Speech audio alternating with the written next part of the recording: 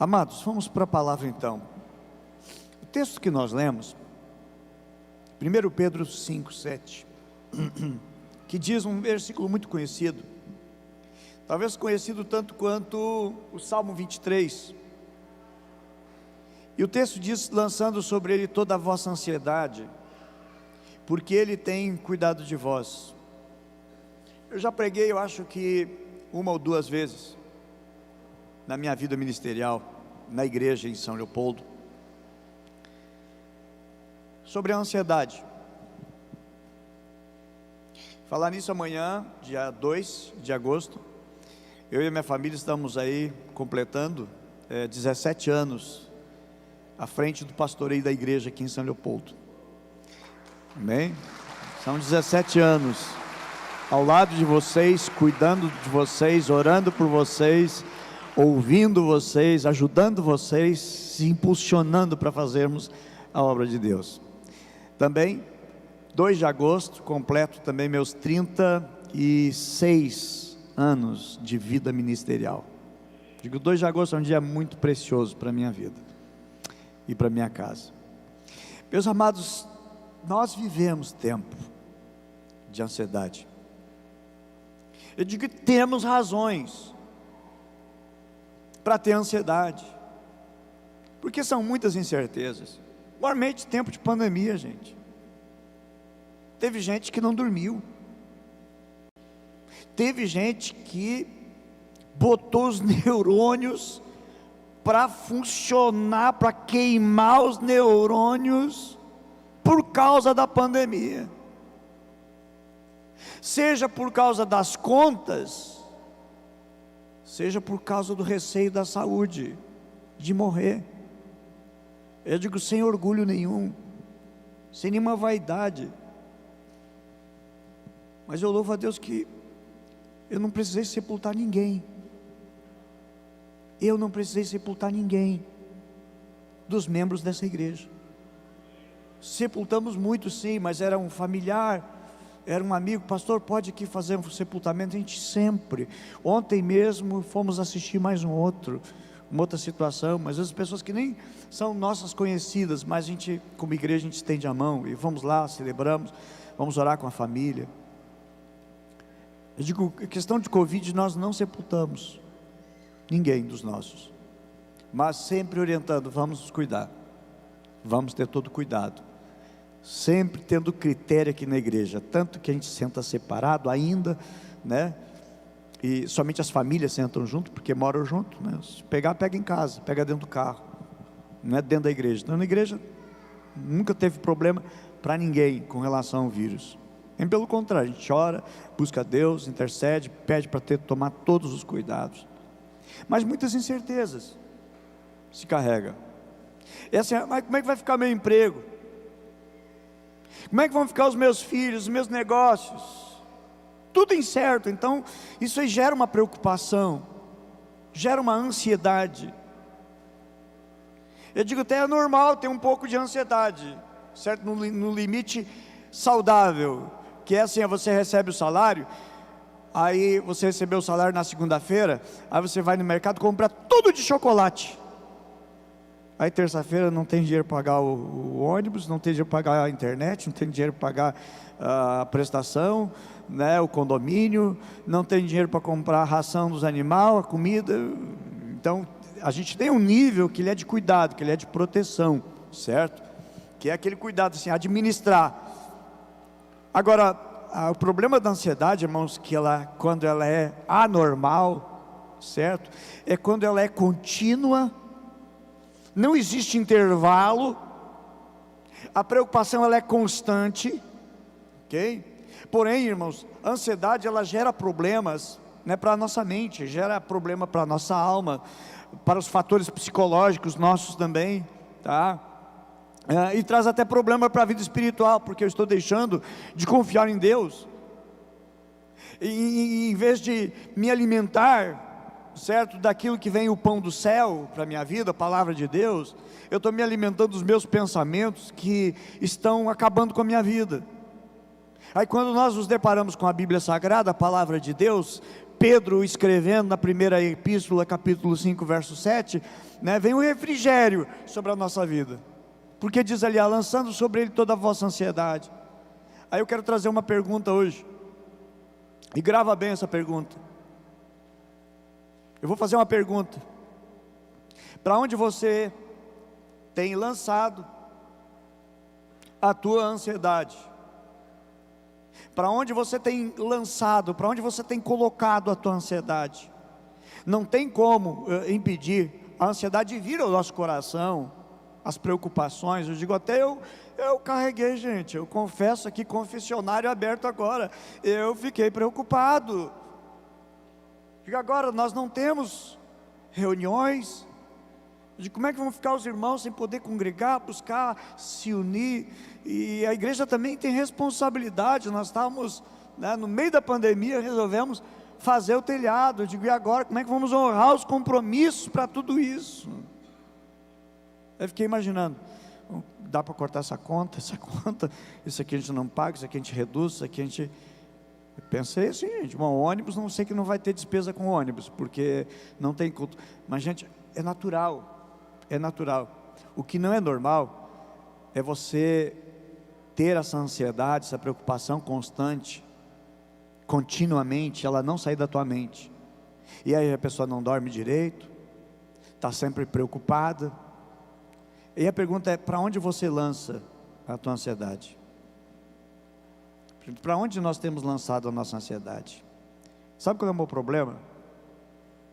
É armazenar. O problema é armazenamento da nossa ansiedade. Aonde nós armazenamos a nossa ansiedade? É a mesma coisa, vou dar um exemplo aqui, o lixo. Passa lixeiro ali na tua rua sempre, né? Toda semana, exceto que haja greve, né? Dos lixeiros, mas sempre passa. Aí o que você faz com o lixo que tem na tua casa? É normal ter lixo, é sinal de que tem vida ali dentro, é sinal que tem movimento. É sinal que você está cozinhando, é sinal que você está arrumando, é sinal que você está fazendo alguma coisa. Aí vai a lata do leite, né, descartável, você coloca no lixo. Aí você foi fazer ali o seu almoço, uma abóbora, uma coisa, você tira as cascas, você põe no lixo. Você vai descascar uma laranja, uma bergamota, você coloca no lixo. É normal ter lixo, ok? É normal ter lixo. O que é normal é você guardar o lixo dentro de casa. E aí você vai acumulando lixo, você vai armazenando lixo. Esse é o problema. E pergunta, alguém armazena lixo dentro de casa? Já fico meio triste quando eu me esqueci de botar o lixo. Estamos numa viagem, numa correria, não deu tempo de colocar o lixo, e o lixeiro passou, de puxa vida, agora só no outro dia. Aliás, um dia sim, um dia não.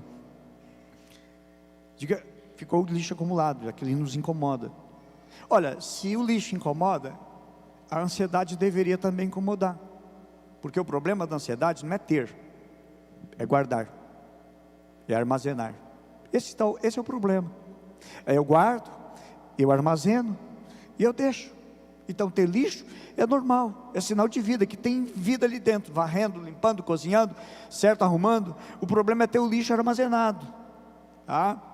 Então ter ansiedade, até um certo nível, ele é normal, é natural. O problema é armazenar, gente, a nossa ansiedade. Eu digo que a ansiedade, ela é destrutiva.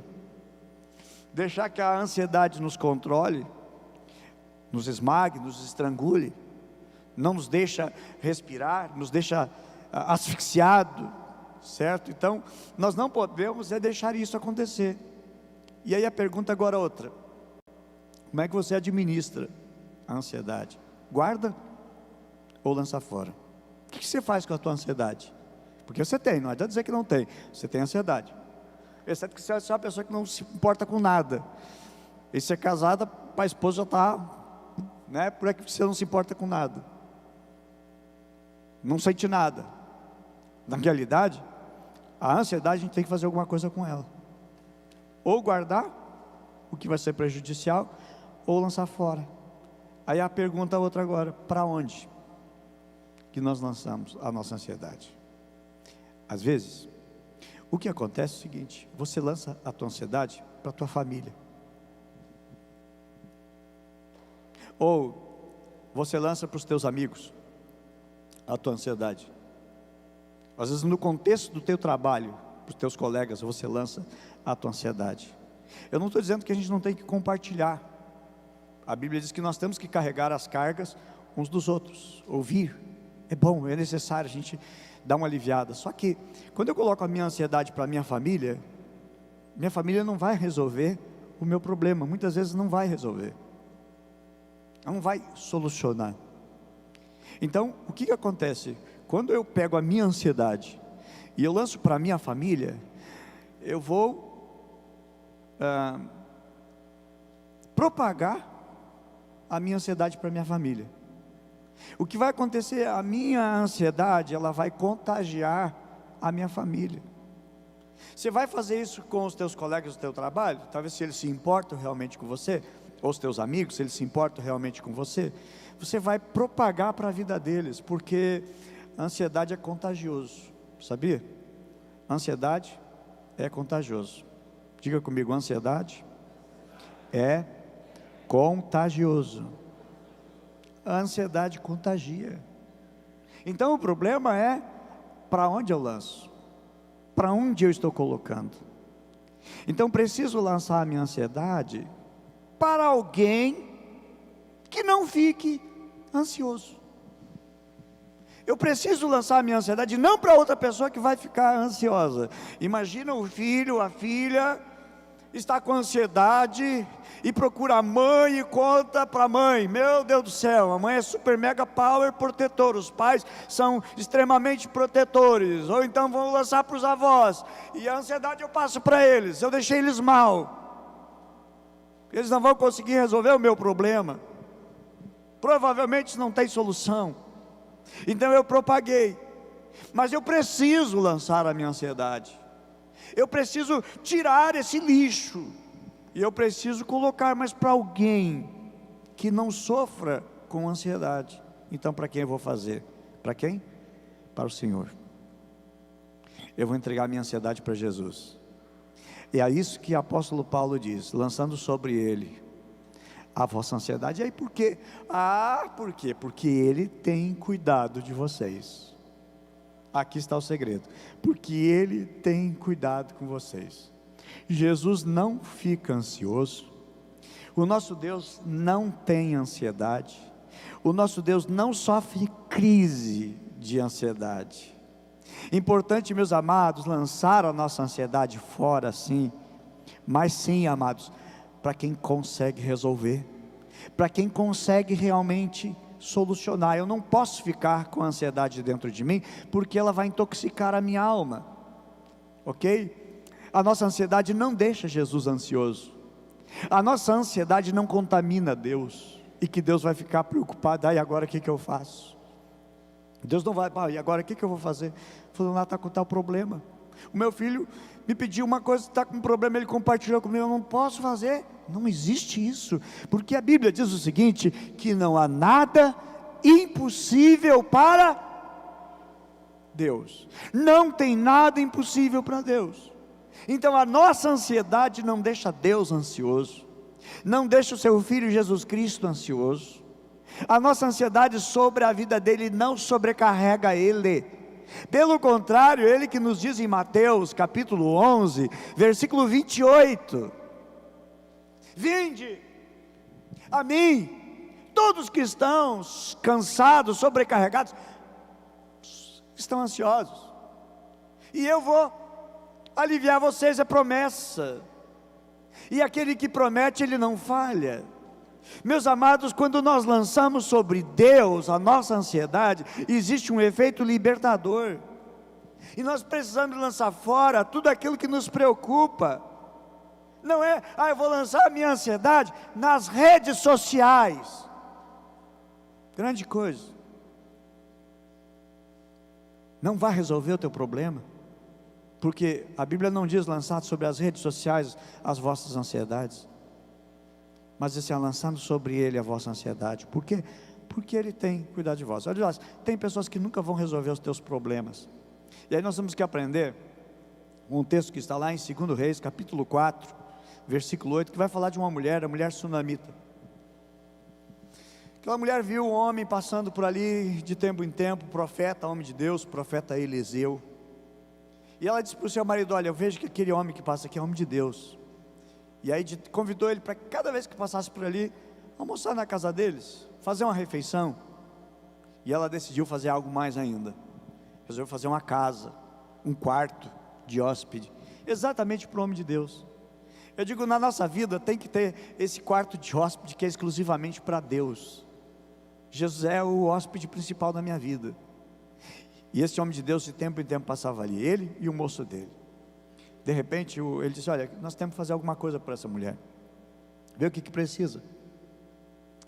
E aí o rapaz disse: olha, ela não tem filho, ela é uma mulher estéril, ela não tem condição de ter filho. E aí ele manda chamar a mulher e diz: olha, no ano que vem nós vamos passar por aqui e tu vai estar nos teus braços um filho.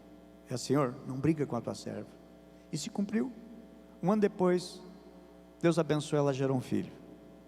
Aquele menino cresceu, foi desenvolvendo, já estava crescendo, e acompanhou seu pai um dia na lavoura, nas lides do campo. E o menino sentiu uma forte dor. E o pai disse: olha, levem o menino lá para a mãe dele. Levaram. A mãe tentou cuidar e viu que a criança morreu.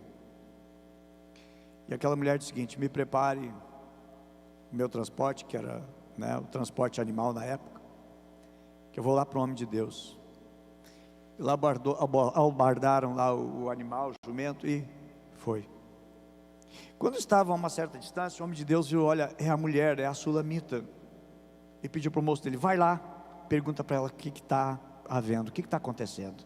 Tem problema, e Deus não me mostrou qual é o problema dela. Então vai lá e pergunta se está bem o marido, pergunta se está bem com ela, pergunta se está bem o filho. Fez várias perguntas. Aí o menino foi lá e chegou lá e perguntou: escuta, o homem de Deus, o profeta pediu para te perguntar se está tudo bem contigo. Diz ela: tá tudo bem. Perguntou também se está bem com o teu marido. Está tudo bem? Tá tudo bem. Está tudo bem com o teu filho também? Está tudo bem. Mas interessante que o menino tinha morrido, estava morto. Mas ela não contou para aquele rapaz, porque aquele rapaz não ia resolver o problema. Se fosse para contar para o rapaz, ela teria ido procurar o rapaz. Eu digo, muitas vezes a gente acaba pecando, sabe por quê? A gente conta os nossos problemas para quem não pode resolver. Abre muito o coração, e aí você sofreu já na tua vida por ter aberto o coração com quem não deveria ter aberto o coração. E aí, não é que as pessoas são ruins, você foi mal para você mesmo, praticando isso. E ela contou exatamente para quem ia resolver. Eu digo, a nossa ansiedade é isso, a mesma coisa. Nós vamos colocar para quem pode resolver. Não é para todas as amizades que nós temos. A Bíblia diz assim, nós temos que lançar a nossa ansiedade sobre Ele, sobre o Senhor, porque Ele tem cuidado de nós. É sobre Ele, é acima dEle, sobre Ele, na vida dEle. É quando Jesus diz, vinde a mim, todos que estão cansados, sobrecarregados. E eu quero dizer que aqui a receita, meus amados, use a oração, usa a oração, para levar as tuas ansiedades a Deus. Por quê? Porque Ele é o único que pode fazer alguma coisa resolver. Só Ele, só Ele. Fala para Deus o que te inquieta. Conversa com Deus e fala para Ele o que inquieta o teu coração. Tira um tempo diário para orar, para colocar as tuas ansiedades diante do Senhor. Nós estamos um propósito com os homens, orando 3 vezes ao dia, um propósito de oração, de buscar o Senhor. Gente, é um alívio, quando você se chega na oração, porque a oração é a respiração da alma, porque a oração ela traz oxigênio para a nossa alma respira, a gente sai dali aliviado. Você vai para a oração meio murcho, meio cabisbaixo, mas você sai dali da oração vitorioso, você sai dali forte, você sai dali um gigante, você sai dali aliviado, porque todos os fardos você deixa na cruz.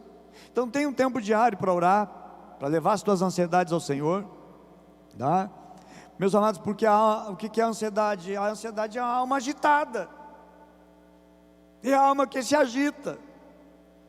é a alma que não está quieta, é a alma que está perturbada. No Salmo 42 e vários outros versículos nos Salmos, nós vamos encontrar o salmista dizendo: Senhor, a minha alma está perturbada. Se você botar na chave bíblica ali, alma perturbada, vai chover vários versículos. Mas eu escolhi o Salmo 42, 5, que diz assim: por que está abatida a minha alma? E por que te perturba dentro de mim? O salmista, ele pergunta para a alma dele: por que tu está perturbada? Minha alma, por que tu estás tão incomodada assim dentro de mim? E ele mesmo responde, ele diz o seguinte: espera em Deus, pois ainda o louvarei, pela salvação que há na tua presença. Eu digo, meus amados, bênçãos existem quando nós levamos a nossa ansiedade para o Senhor. Eu quero colocar algumas coisas aqui a respeito dessas bênçãos que chegam para nós, desses benefícios que é levar a nossa ansiedade, o nosso coração inquieto diante de Deus. Eu digo porque, meus amados, quando nós levamos e nós oramos, nós louvamos a Deus, isso traz calma para a nossa alma. Aquela cena de Jesus no barco, dormindo, deitado, e uma tempestade veio, e os discípulos ali remando, e as ondas elas eram contrárias, os ventos sopravam, eles não saíam do lugar, remavam, e não tinha efeito nenhum. Até que eles acordam ao Senhor Jesus e dizem: Senhor, tu não te importa, nós estamos perecendo. E aí Jesus se levanta e repreende o vento, e repreende o mar, e o mar se acalma, o mar se aquieta. Porque eles levaram o problema deles para Jesus. Eu fico imaginando assim o Tiago dizendo: ô Pedro, rema direito. E Pedro diz: não, Tiago, é contigo. João, vamos lá, vamos mais força. Um levando o problema para o outro, e nada se resolve. E às vezes a tua vida está assim. Você leva o problema para cá, leva para lá, leva para tudo que é lado, você espalha a tua ansiedade, você já gerou, contaminou com a tua ansiedade tantas pessoas. Mas experimenta levar a Cristo Jesus. Foi o que os discípulos fizeram, e tiveram ali uma resposta que aliviou o coração. Segundo lugar, não só acalma a nossa alma, mas acalma também as pessoas que estão à nossa volta. Se ansiedade contamina, gente, paz no coração, ela é perceptível. Paz no coração é perceptível. As pessoas percebem quando a pessoa está com paz. Aliás, a Bíblia diz que o coração alegre, o que faz no rosto? Aformoseia o rosto, certo? Paz no coração, paz na alma. Uns estão agitados, mas aquele que confia no Senhor, ele não está agitado, ele não está preocupado. Eu fico imaginando Davi entrando naquela cena lá da guerra, da batalha, todo mundo preocupado, todo mundo nervoso, todo mundo com medo.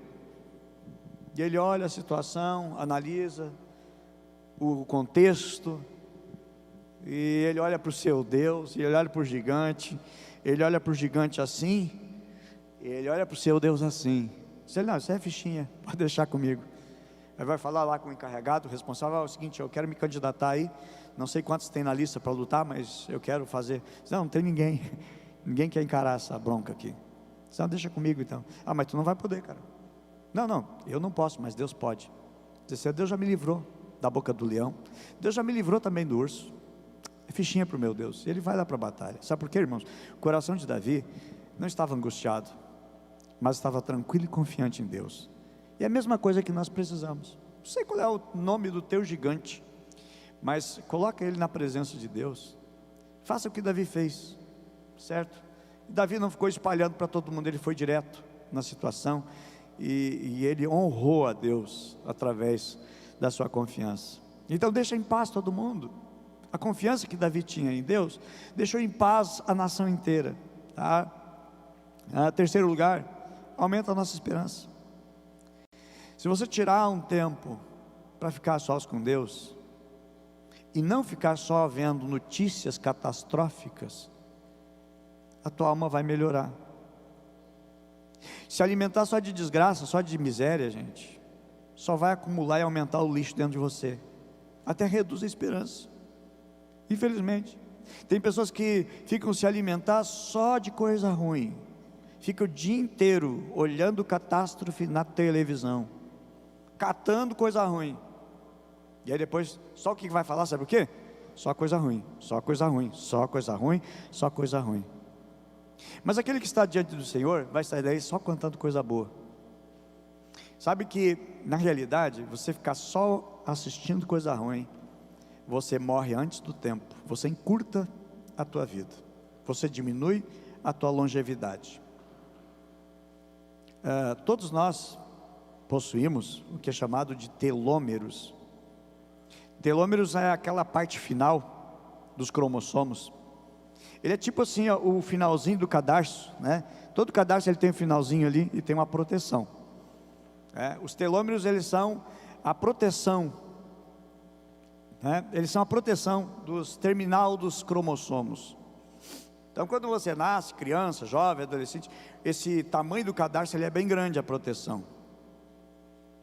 Aí você vai envelhecendo e essa terminação vai diminuindo, né? Os telômeros eles vão diminuindo e vão encurtando. No final da vida já nem tem mais. E aí já as células, os cromossomos, eles não vão mais se multiplicar. E aí, quando vai chegando no final da vida, tá? Os telômeros já acabaram, terminou o finalzinho dele. E são os telômeros que são responsáveis pela nossa longevidade. O que mede a longevidade de uma pessoa é o tamanho que estão os telômeros. E vai encurtando. Aí, cada vez que você vê uma notícia ruim, cada vez que você alimenta a tua preocupação, os teus telômeros vão diminuindo, vão encurtando, vão encurtando, vão encurtando. Aí você vai encurtando a tua vida.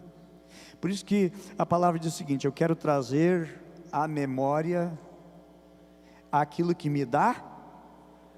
Eu quero ouvir bem mais forte. Quero trazer à memória aquilo que me dá. Mais uma vez, a terceira vez, para a gente guardar bem. Quero trazer à memória aquilo que me dá. Isso é vida, gente. E será que Deus não tem prazer que a gente venha viver bem mais? E são as preocupações da vida. Vai cortando um pedacinho do teu telômero ali, vai diminuindo e vai encurtando. Daqui a pouco você já está velho antes do tempo, envelheceu antes do tempo, encurtou a tua vida. Preocupações.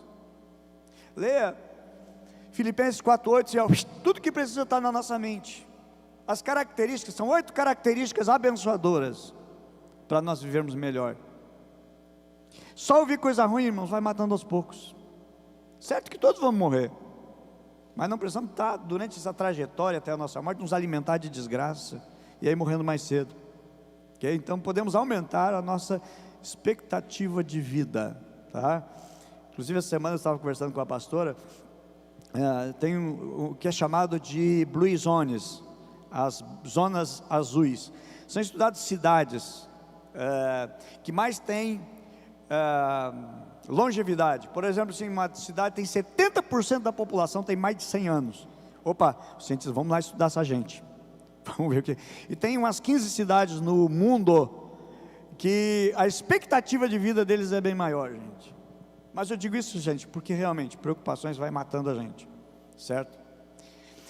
A quarta bênção que é liberada, né, na oração, quando nós colocamos a nossa ansiedade, Senhor, vai liberando fé. E fé gera milagre. Fé, meu Deus, meus amados, libera, né, libera milagre para a nossa vida. Aí nós estamos orando e Deus está abrindo portas, Deus está fazendo milagres, Deus está agindo sobrenatural. Segunda-feira tem uma equipe de homens aqui orando, buscando a Deus, certo? E testemunhos nós estamos tendo do que Deus está fazendo, do que Deus está realizando. Eu digo assim, pessoas que perderam o emprego, mas Deus devolveu. Negócios que pareciam estar assim arruinando ou se arruinado, Deus mudou a sorte, Deus mudou, Deus fez milagre, ok? E também, queridos, porque a Bíblia diz o seguinte, que Ele tem cuidado de vós. Eu preciso crer que Deus tem cuidado da minha vida. Se Deus está cuidando de você, por que se preocupar tanto? Deus diz assim, meu filho, eu tenho cuidado de ti. Outra coisa, Ele tem cuidado de vós, amados. Não diz o texto assim, Deus vai cuidar de você. É diferente de dizer assim, meu filho, eu não vou cuidar de ti, eu estou cuidando. É algo presente, é algo contínuo, é algo de agora, do momento. Lançando sobre ele a vossa ansiedade, porque ele é presente. Ele tem cuidado de vós. É agora, é hoje, é já. Não é amanhã, quem sabe um dia quando der na minha agenda. É agora, é já. Ele tem. E o que eu preciso fazer? Eu preciso lançar sobre ele. Ok? Porque ele tem, é algo que é contínuo. E eu digo mais, Deus não falhou com ninguém. É você, é eu, é nós que falhamos com Deus. Deus não falha com a gente. Ele não vai falhar contigo. E Ele tem cuidado de nós. E sabe como é que eu vejo o cuidado de Deus? Eu vejo 3 aspectos a respeito do cuidado de Deus. Primeira coisa sobre o aspecto do cuidado de Deus, é que Ele é um Pai amoroso. Ele é cuidadoso. Isso reflete na proteção que Ele tem para conosco. As expressões, por exemplo, Ele é o meu refúgio, o Senhor é minha fortaleza, fala de proteção. Ele é o nosso socorro, bem presente na hora da angústia, proteção. Ele nos protege. Fala, meus amados, do aspecto do cuidado de Deus, do caráter de Deus cuidador sobre a nossa vida. Salmo 28, 7 diz assim: o Senhor é minha força, o Senhor é o meu escudo. Escudo é o que protege. Nele confiou o meu coração, e ele diz: fui socorrido, pelo que o meu coração salta de prazer, e com o meu cântico eu louvarei. Segundo Samuel 22, versos 2 e 3 também diz assim: o Senhor é o meu rochedo. Rochedo é uma proteção, é o meu lugar forte, é o meu libertador. Nele confiarei, meu escudo, a minha força, a minha salvação, meu retiro, meu refúgio, meu salvador das violências, tu me salva. Então, primeira coisa, porque Ele mostra o seu caráter, irmãos, cuidador sobre nós. Segunda coisa, mostra a evidência do seu caráter, a sua provisão. Deus é quem é o meu provedor. Eu digo assim: Deus usa o teu emprego, o teu trabalho, as tuas habilidades, certo? Mas a provisão vem dEle. A Bíblia diz que Ele é o Senhor de toda a terra. Ele é todo poderoso, toda a suficiência está nele. Não precisa de nada e de ninguém. Deus não tem escassez. Deus é um Deus de abundância. O Senhor Jesus vai nos advertir em Lucas capítulo 12, verso 22, diz: por isso vos digo, não estejais ansiosos quanto à vossa vida, pelo que haveis de comer, nem tanto ao corpo com o que haveis de vestir. Lá no verso 29, não preocupeis, pois, com o que haveis de comer, o que haveis de beber, e nem andais preocupados, ou não andais ansiosos, porque todas estas coisas os povos do mundo procuram, mas o vosso Pai sabe que precisais dela. Aí verso 31, que está a riqueza, diz assim: mas buscai antes de tudo o reino de Deus, e todas essas coisas vos serão acrescentadas. Em vez dessas coisas, busquem o reino de Deus. Busque as coisas de Deus, porque as demais coisas elas vão ser acrescentadas, vão chegar na tua porta, e Deus vai estar mandando ali, Deus vai estar enviado. Eu lembrei daquela história de uma senhora que ela estava, uma mulher fervorosa, amava a Deus, e ela estava orando, ela orava alto: Deus, tu sabe, meu Deus, minha geladeira está vazia, a minha despensa, meu Deus, eu não tenho mais comida, Senhor, manda, meu Deus, manda, Senhor, manda. E aí nisso passou na frente um satanista, um adorador de Satanás, do diabo, ouviu aquela oração, disse: tá, vou fazer uma pegadinha. O cara muito rico, mandou seus empregados o seguinte: vai lá no mercado, faz um baita de um rancho, compra de tudo, do bom e do melhor, e dá para ela. Quando ela perguntar para vocês quem é que mandou, vocês dizem assim: foi o diabo, ou foi o satanista, o fulano aqui da cidade bem famoso. De repente chegou uma caminhoneta cheia, mais cheia, e aí começaram a entregar para ela, e ela não perguntou, ela tinha orado a Deus. Aí os rapazes perguntaram: tá, a senhora não vai perguntar quem é que mandou? Não, meu filho, nem precisa perguntar, porque quando Deus manda, até o diabo pode obedecer. Quando Deus responde a oração, até o diabo tem que obedecer. Deus tem que cuidar da nossa vida. A tua vida está na mão de Deus, e está nas melhores mãos. Ele tem que cuidar de nós. A Bíblia diz que Deus cuida até das aves do campo, gente. Até das aves do campo. Não estou falando daquele pássaro caro, bonito, lindo, maravilhoso. Até pardal. Eu acho tão interessante, sabe o quê? Que a Bíblia diz o seguinte, que Deus cuida dos corvos. Tem uma tradução já corvo. Quanto é que valem os corvos? Não vale nada, ninguém cria em gaiola, pelo menos até que eu não conheço muito de pássaros, né? Mas de vez em quando eu vejo umas caturritas ali, naquelas verdes bonitas ali, vem comer as nozes moscadas que tinha, agora está sem já. Gente, se Deus cuida de uma ave que nem valor tem, de um pardal que não tem valor, quanto mais nós. Então vamos, meus amados, confiar no Senhor, que Ele tem provisão para a nossa vida. O próprio Senhor Jesus diz, né, observe as aves, aliás, Lucas 12, 24, considerai os corvos, está aqui o texto, e que não semeiam, não ceifam, não têm despensa e nem celeiro, contudo Deus os alimenta. E aí pergunta, quanto mais vocês valem do que as aves?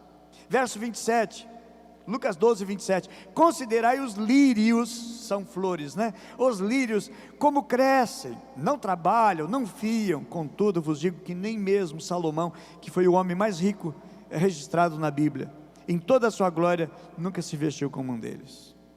Então a criação sabe quem sustenta e quem cuida. Se toda a criação, meus amados, que sabe de quem depende, porque nós que somos homens, dotados de capacidade, de inteligência e raciocínio, nós não vamos confiar? Parece que os animais confiam mais em Deus do que a gente. Você não vê um passarinho preocupado, ele cantando, feliz, voando por aí, e a Bíblia diz que Deus cuida dos animais. Pergunto, você vale mais do que um pardal? Você tem valor muito mais do que um pardal para Deus. Então Deus confia em Deus e crê que Ele tem cuidado da tua vida. Terceiro lugar e último lugar, que mostra a evidência do seu caráter, é o propósito de Deus. Eu digo, Deus tem propósito em todas as coisas. Não só Deus tem propósito em todas as coisas, mas Deus tem propósito para todas as coisas. Eu digo, Deus não envia todas as coisas. Tem coisas que são enviadas que são dos nossas escolhas e tudo mais. Às vezes dá tudo errado, gente. Mas digo assim, em todo propósito, em tudo Deus tem um propósito. E para todas as coisas Deus tem um propósito. Não tem nada que venha para a nossa vida que Deus não encontre nelas um propósito. Aí eu cito para vocês que Paulo escreveu em Romanos capítulo 8, verso 28, que diz assim, sabemos que todas as coisas juntamente contribuem para o bem daqueles que amam a Deus. Ou seja, Deus está no controle de todas as coisas, e em nenhum segundo Deus saiu do trono, em momento nenhum Deus saiu do trono. Deus tem um propósito para todas as coisas. Aquilo que deu errado para ti, Deus tem um propósito a partir dali. Você tomou um rumo, deu errado, está perdido, Deus tem um propósito a partir dali. Eu não digo que Deus tem um propósito de nos jogar no buraco, acabar com a nossa vida, não, mas escolhas que nós fizemos, a má administração que nós temos na nossa vida, a má administração em tudo que nós fizemos, a gente está lá, e agora? Aí de lá onde você está, Deus começa a recalcular a tua rota, e aí Deus firma um propósito que Ele tem para contigo, que Ele tem para conosco. E eu digo a realidade dessa igreja, nós estarmos hoje reunidos aqui, gente, tudo deu um propósito de Deus, tudo Deus tem um propósito. Então Deus tem para nós uma direção, e Deus tem cuidado de nós. O seu cuidado não diminuiu. Eu digo assim, os céus não estão de greve, o Senhor está atento ao clamor do seu povo, ao clamor da sua igreja. E eu findo desta mensagem dizendo o seguinte, Deus tem um propósito na tua vida, Deus tem um propósito no teu coração, e Ele continua cuidando de você, Ele tem cuidado de nós. Por isso que a Bíblia diz o seguinte, lançando sobre Ele toda a vossa ansiedade. Então quero dizer, meus amados, que lance sobre Ele a tua ansiedade, não lança sobre os teus familiares a tua ansiedade, não lance para os teus amigos a tua ansiedade, porque a tua ansiedade ela é como um vírus, ela vai contagiar aos que estão na tua volta. A tua ansiedade, ela é contagiosa aos humanos, mas ela não é contagiosa ao nosso Deus. Ela não contagia o Senhor. Pelo contrário, Ele tem cuidado de nós. Apresenta para Ele, coloca diante dEle, descansa nele. Que esta palavra que Deus nos traz nesse culto de início de mês, esse culto também de ceia, que revela o amor de Deus para conosco. E quero também dizer para você que se você ouviu essa palavra e nunca tomou uma decisão de entregar a vida, entregar teu coração, eu digo, faça hoje isso. Entrega hoje a tua vida, entrega hoje o teu coração ao Senhor. Abra o teu coração para Ele, despeja e derrama diante dEle nessa hora, em nome de Jesus. A Bíblia diz que se com o teu coração tu crer e com tua boca tu confessar, a Bíblia diz que será salvo. Deus está nos chamando, sabe para quê? Para um relacionamento com Ele.